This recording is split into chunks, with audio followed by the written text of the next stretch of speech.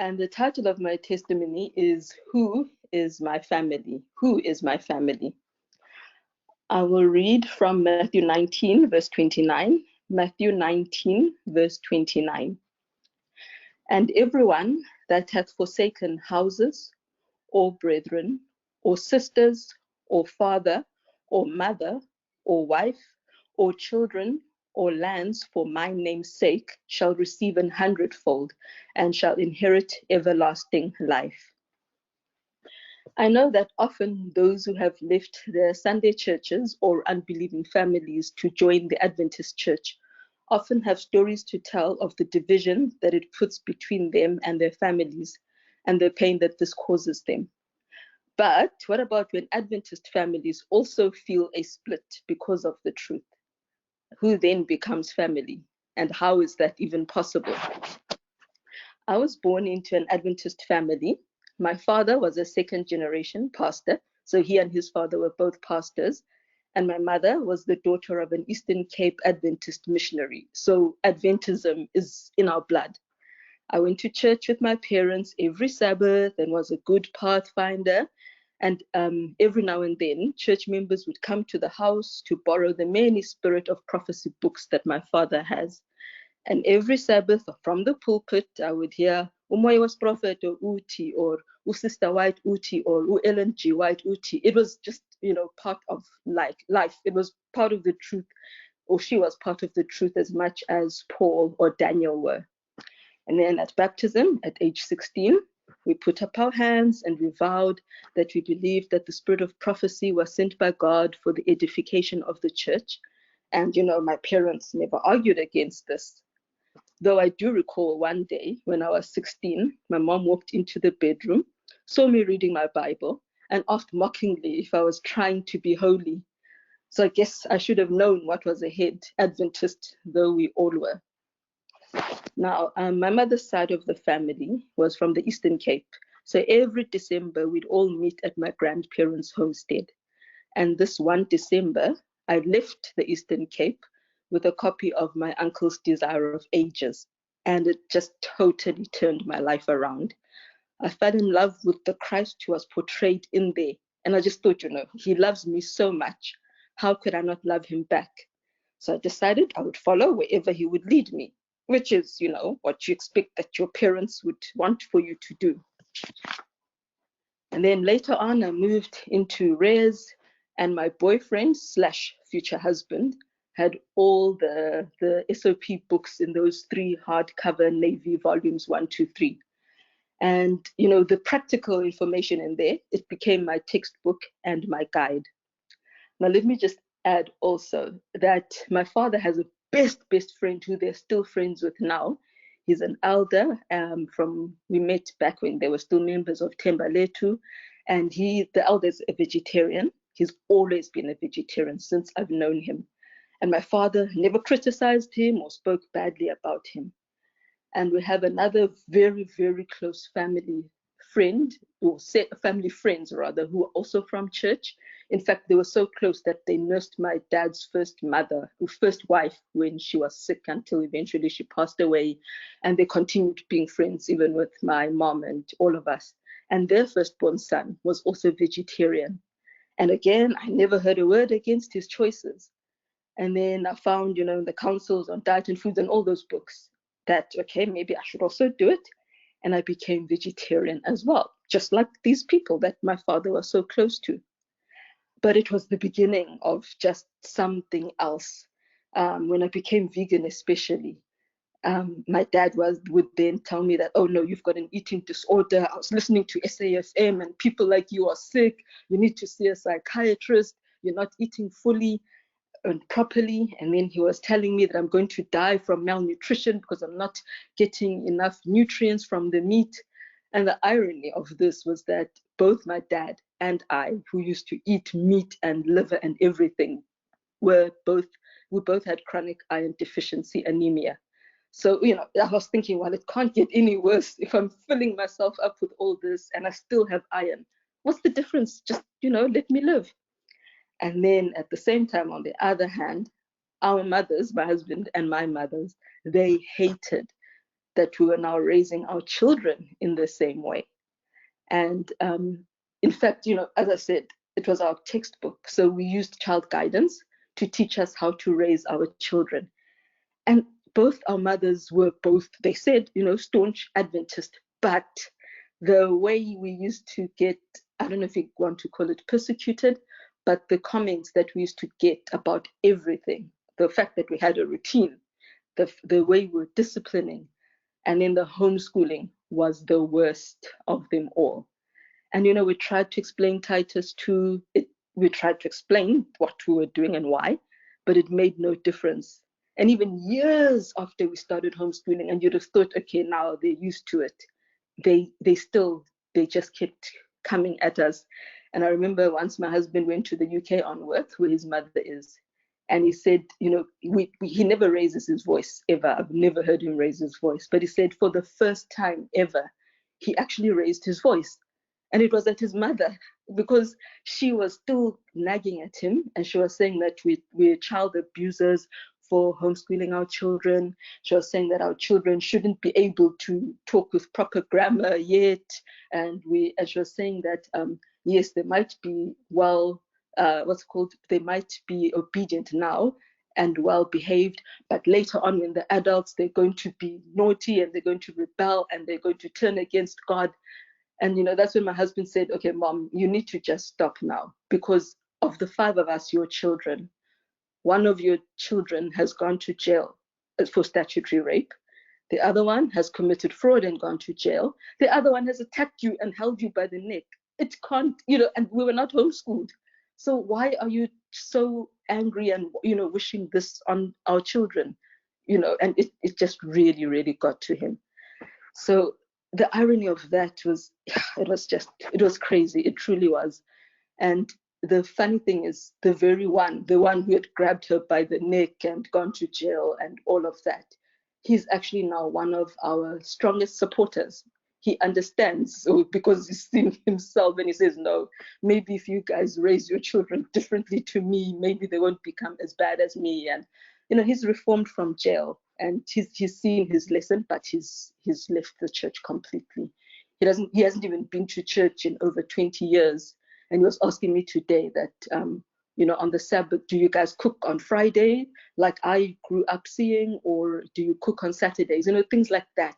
And he was saying, just welcome a different way of doing things and just watch the children and pray for them. And then on the other hand, the next thing was now 2009 that also caused a big fuss. This was when we decided to do mission work. As students, we'd often spoken about the Great Commission. That's what we were raised to think about as Adventists. And so I looked up ways for us to become missionaries as the years went by. But the official GC sites and the official, the main GC Advent mission sites, they want you to have $10,000 before you even go. And then wanted you to have church support, every month as well, which was impossible for us. So then I found a different supporting ministry at Outpost Centers International and a farm institute in rural Tanzania, which is about 9 to 12 hours drive to Dar es Salaam, depending on if there doesn't happen to be a bus stuck on one of those mountain lanes, in which case everything just stops until the bus gets fixed. As I said, that caused a huge outcry from our mothers this time. You'd have thought that we decided we're going to become Muslim and move to Saudi Arabia. That's how big the fuss was. Phone calls from the UK, my mother also on this side, even coming to the house all the time and trying to talk us out of this. And yet for us, it was one of the most exciting and most faithful decisions we'd ever make. So, we're going to go for a year. We asked for support donations from the church. We got 2 families who pledged to support us as much as they could. And God also opened the way. When my husband was working at the time, the boss said, okay, what I will do is I'll give you work to do remotely and give you, a bit of a salary. So with that, we decided, okay, we will go. We were due to go on August 16. August 9th, my husband's father died. And that just, it put a spanner in the works. We didn't know, should we wait a bit? Should we, make it go a bit later. And then we decided, okay, we will go to the funeral, and we arranged with one of his brothers who was living in Johannesburg that, okay, we will fly to Zim from Cape Town, and they would drive from Johannesburg to Cape Town, to Zimbabwe. Now, while I was at the airport, we were at the airport in Johannesburg, making our connecting flight to Zim, I got a phone call again. I mean, the first phone call that week had been about my father-in-law, and I had to tell my husband that his father was gone. And then I get another phone call. And this time it was about his brother, that on their way, they'd had a head-on collision as they left Johannesburg. The brother had passed away. His two sons, age 8 and 13, were terribly injured and in hospital. They didn't know if they'd make it. An aunt was also in there. She'd passed away, and her two adult children were also gravely injured. And immediately, our parents, it just became a huge, it was even worse. Now they're saying, you see, this accident is a sign. If you guys drive all the way to Tanzania, you will have an accident, you will die. And now they were weeping and pleading. And it really was, it was frightening. It was sobering, because I mean, currently the two younger children, the ones whose father died, they're both in wheelchairs. One is brain damaged. The other one at least can use his arms. The other two children of the aunt, they have metal plates in their arms, in their legs, in their heads. You know, it was serious. But, you know, at the end of the day, we said, well, we'd rather just die doing God's work than live for a short time on this earth and have felt like we didn't do everything God wanted us to do. So we still left a bit later, but we still left in August, and we drove all the way up from Cape Town to Tanzania with our little car and our two children, who were both still wearing nappies at night. And we'd been told, fill up your car with food, because there's no shop nearby in the vicinity. You're in rural mountain, and the closest market, which is about 40 kilometers away, or the closest town, which is 40 kilometers away, only had a fruit and veg market. So we put in, you know, the rice, the breakfast cereal, oil, nappies, laundry soap, everything that we could fit in, and that we knew would last a few months. And off we went. And we arrived, and the official reason that we were there was to try and get sponsors from overseas for the institute. They were running a primary school, an agricultural school, a sewing school, and they were also training and paying for missionaries from amongst the local people to enter unentered areas, because at least they already spoke Kiswahili and other languages. So that was part of the plan, get donors to pay for all these projects and also run the website. And we just felt like, you know, it's not enough, because then we're not really dealing directly with the people. So let us find something that we can do just as a family, and just feel like we're really more directly involved with God's work. At the same time, the phone calls were still coming, even at this time. You know, we'd arrived safely, and we were even able to support the widow of the brother who had lost her husband and whose children were now in wheelchairs and needing diapers themselves. You know, we could even still support her, but they were still saying, no, you need to come back to South Africa. You're not being a good support to her. And I was saying, but Mom, I call her. I'd never actually met her until this death. But I call her every day. She cries to me. I counsel her. What's the difference between Cape Town and Tanzania at the end of the day? She's in Johannesburg. And then earthquakes happened, and that was also another reason for them to say, you need to leave Tanzania now. And then there were snakes as well. And it was just constant. You need to leave now. You must go now.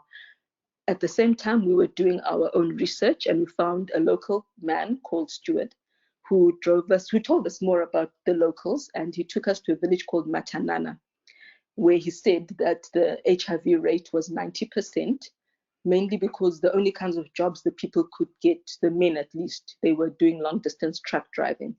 And on these long distances of theirs, at every town, these men had so-called other wives.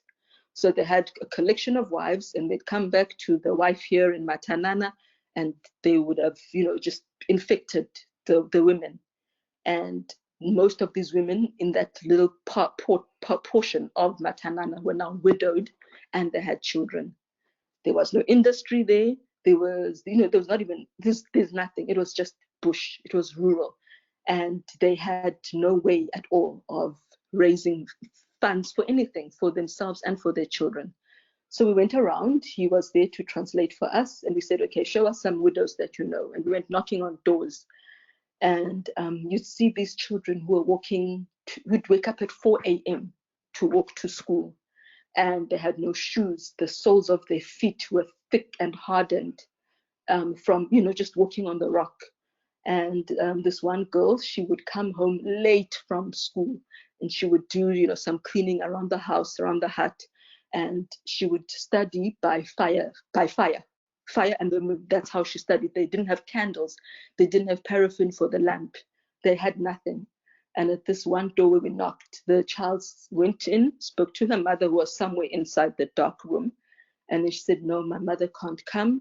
She doesn't have presentable clothes. She's wearing her rags, but they're old and they've got holes, and she can't see anybody, especially not the men. And it was just heartbreaking. It opened up our eyes to a different level of suffering than we'd ever seen.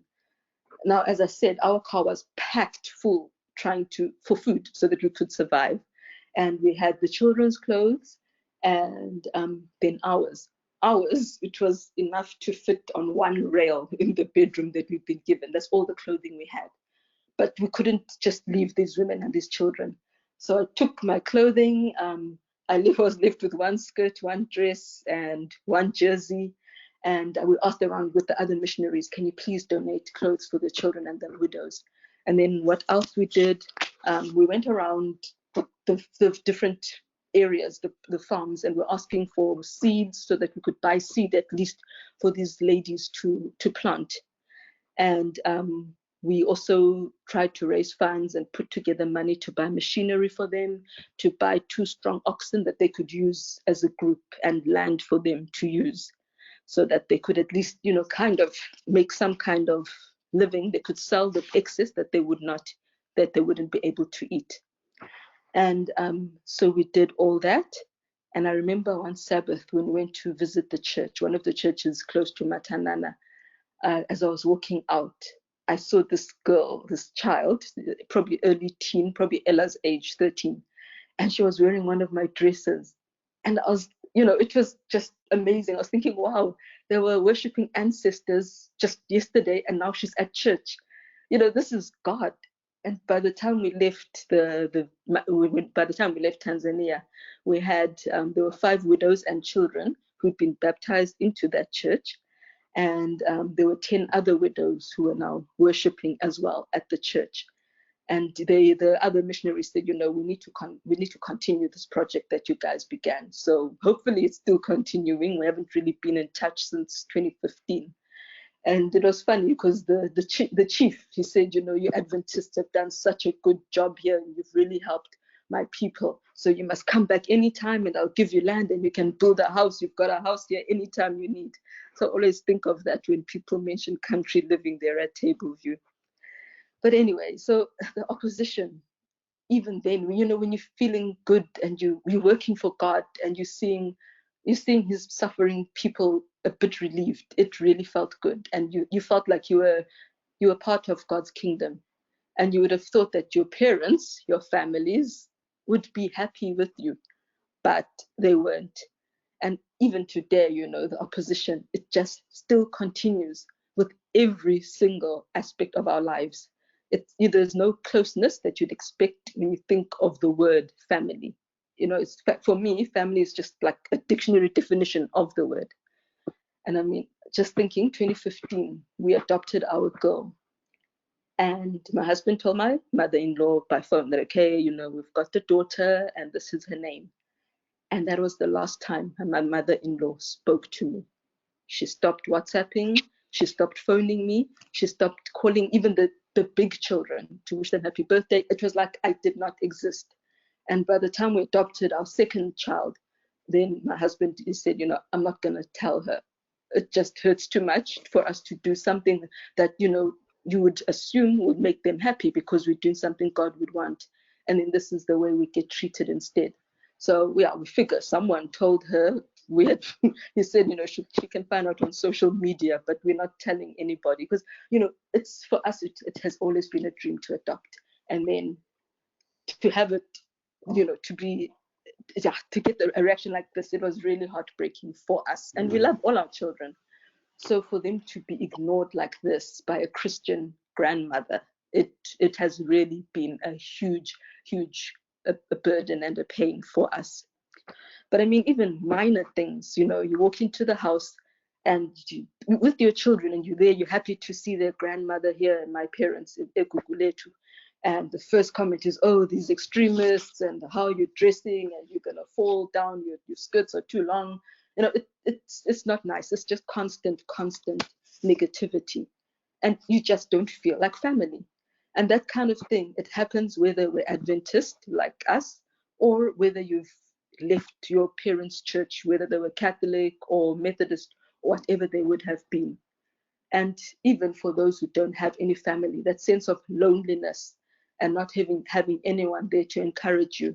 I know that it is hard, especially for those who are community-minded and like to interact with people, to share burdens and to share family victories. Like, I've got no one to share my homeschooling victories with, my challenges as well. So then the question is, who is our family? And then you go to Matthew 12, verse 46 to 50. Matthew 12, verse 46 to 50. And speaking of Jesus, it tells us, while he yet talked to the people, behold, his mother and his brethren stood without, desiring to speak with him. Then one said unto him, behold, thy mother and thy brethren stand without, desiring to speak with thee. But he, being Jesus, answered and said unto him that told him, who is my mother, and who are my brethren? And he stretched forth his hand toward his disciples and said, behold my mother and my brethren. For whosoever shall do the will of my Father which is in heaven, the same is my brother and sister and mother. So the answer to my question is, we are family, because we are the ones who are doing the will of our Father, the same Father who we all share, who is in heaven. And so as we enter the Sabbath, for which we plan a deeper intentional communion with God, may we remember to be plan just as intentionally to commune with our brothers and sisters in Christ. We could be the only real family that they have. May God bless us as we enter the Sabbath. Thank you.